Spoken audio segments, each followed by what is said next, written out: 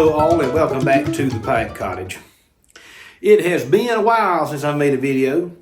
Been really busy getting this new study ready, but it's done. It's finally done. So as you can see, I am comfortably situated in our new study here at our farm in southeast Kentucky.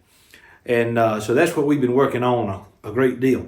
I wanted to make a quick video about the assault on tobacco, which is the title of an essay in a book that I bought close to 20 years ago. Well, maybe 15 years ago. It's a book by Dr. Clyde Wilson, who was a professor of history at the University of South Carolina for a considerable amount of time. And he would have been my dissertation director had he not retired at 65 at the same time I was getting ready to start a graduate program. So everybody who knows him calls him Clyde. He's a wonderful Southern gentleman from North Carolina originally. Lives in Columbia, South Carolina now. He's lived there for a number of decades. And I don't know of any man who is currently living who knows more about American history than he does, particularly when you're talking about the South. But his knowledge of American history is not relegated to the South. He's an extremely intelligent man, and he's an avid cigar smoker. I've never seen him smoke a pipe, but he does enjoy cigars. And so in 1998, he wrote an essay entitled The Assault on Tobacco, and it is included in a book of essays that is very difficult to find now. It's entitled Defending Dixie, Essays in Southern History and Culture. It's not an easy book to locate, but this essay is extremely important and relevant to pipe smoking content. So I wanted to share this essay with you, and I hope you enjoy it. It's just a couple of pages long. I thought I would read it because it's awfully difficult to find it in print. So this is Dr. Clyde Wilson, 1998. The assault on tobacco continues. The recent phenomenon of federal and state governments levying reparations on the tobacco industry for health care costs is unprecedented, and it presents much food for thought. It is likely that the companies already diversified will not suffer much, or at least a good deal less than they would if subject to endless class action suits. Other health-endangering corporations, Seagram's, Anheuser-Busch, the makers of the Corvair and the Pinto, have never been singled out in this way. In fact, they would more likely be candidates for bailout than prosecution. It is an easy bet that if the tobacco industry was as important to New York, Massachusetts, or Michigan as it is to the Carolinas, we would be seeing a rather different federal policy.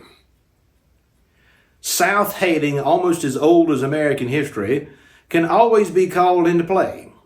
A recent wire service story, Dateline Tokyo, told how the evil tobacco growers of the southeastern United States, facing declining domestic markets, are cruelly addicting unfortunate Japanese teenagers to cigarettes.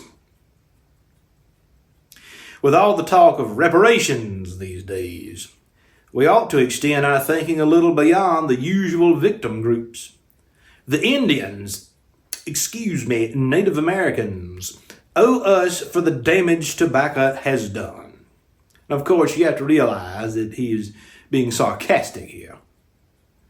The Europeans who first came to the New World were happily innocent of the sticking weed, but they soon caught on, and their governments soon recognized a great opportunity for monopolies and tax revenue.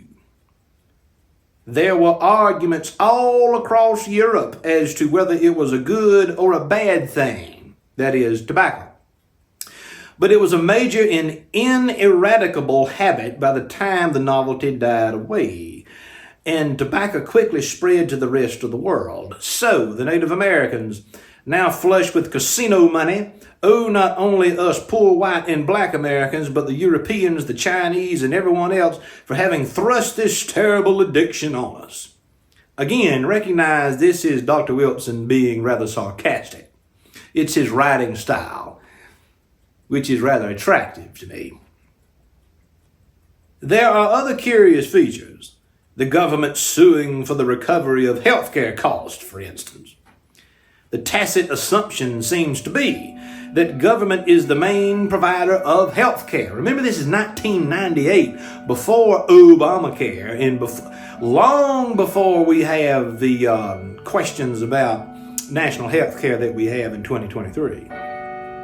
So let me repeat that sentence. The tacit assumption seems to be that government is the main provider of health care, an idea I thought we defeated back in 1993. Is the government, in fact, grabbing for its self-compensation that is potentially due to thousands of individual sufferers?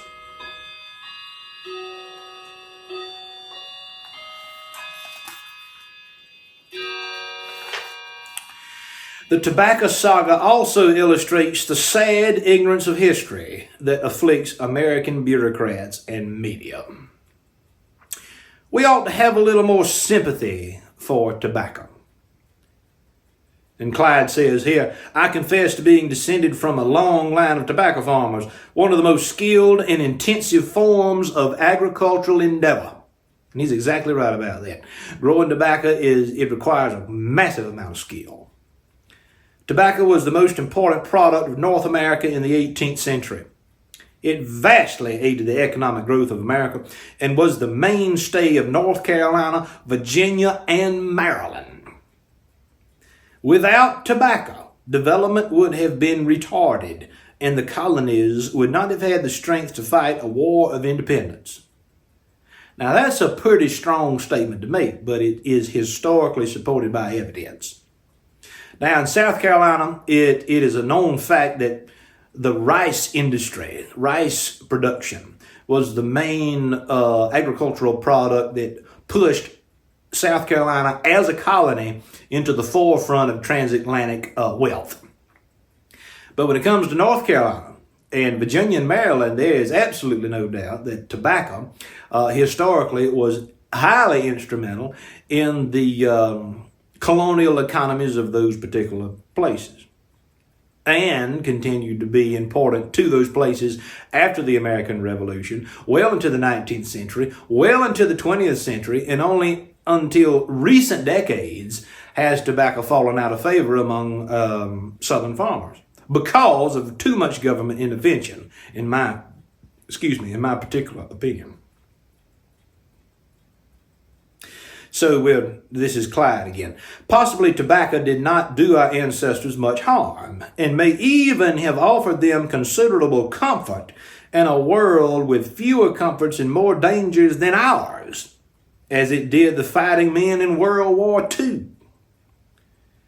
Our forebears constantly breathed air infused with the smells of coal and wood fires, tanning, soap making, manuring, animal slaughtering, weaving, dyeing, and the like. A good pipe or dip of snuff was a pleasant change for them. Listen to this final paragraph. Oh, this is good. Before this century, people enjoyed tobacco in pipes, cigars, chewing plugs, and snuff. It appears that cigarettes, a strange modern invention, do the most harm. The older forms of tobacco were produced by craftsmanly efforts.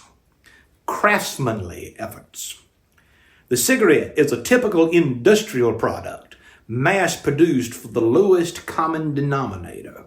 It is the emblem of our century, with its excessive urbanization, centralized governments, indiscriminate global warfare, uniformitarian culture, and frantic tempo. And here's the final sentence of the essay. Smoke 'em if you got 'em.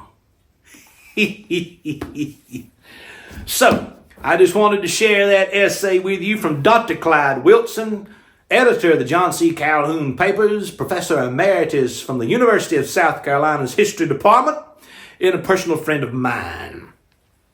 There are good people out there who still know how to write good material. And so I have to go. I am on my way to Southwest Virginia to visit a good friend of mine. We're going to be smoking pipes and drinking a little bourbon over the course of the weekend, our annual Christmas foray.